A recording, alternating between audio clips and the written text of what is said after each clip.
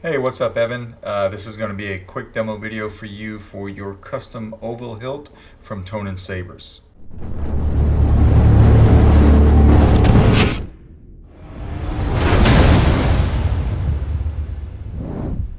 Hey, what's up, Evan? Here is your custom oval hilt from Sabers. As you know, it is installed the Proffie. We went through and instead of the 3D printed switches that it came with, I had said I'd machine you some from brass. So your front switch here will be power, your back will be auxiliary, very easy to press. There's your blade connector right here. This is set up for a 1-inch blade, but to get to your chassis, you're gonna have to take the screw out right here. All right, so that's what we'll do real quick. Take this guy out. Pretty easy to do, set up just like a Mercury from Ignition Saber Company. So just take that screw out, slide this off right here, and this is your chassis. So you've got a removable battery set up right here, spring side for the negative side of your battery, please. Your Proffie board.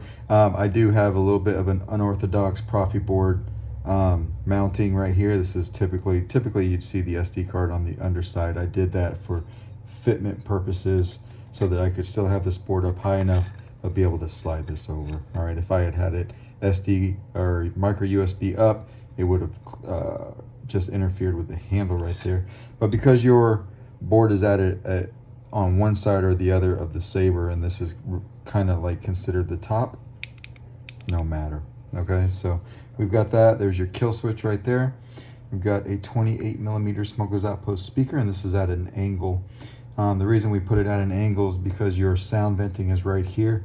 So that sound needs to be able to reverberate all the way to the back here. And if it's facing flat or straight up, it's not going to do that, or it's not going to sound as good. All right, so that's what we've got right there. For now, this just has my sound font on it with a copy of the config file on the SD card. So we'll come over here and put a battery in.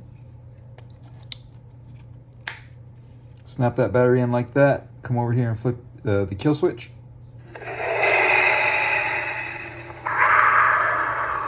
All right, we'll come over here and put our handle on.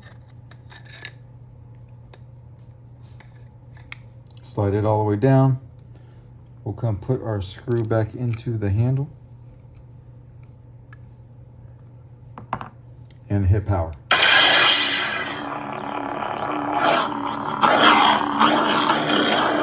Auxiliary back here,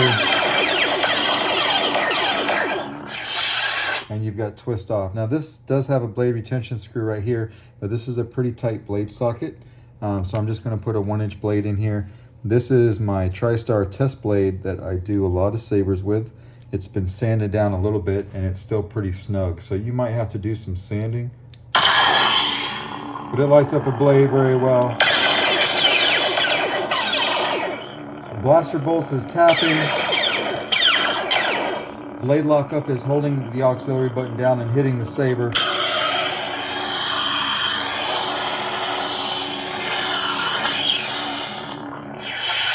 And then to play your soundtrack, it's a long press on the power.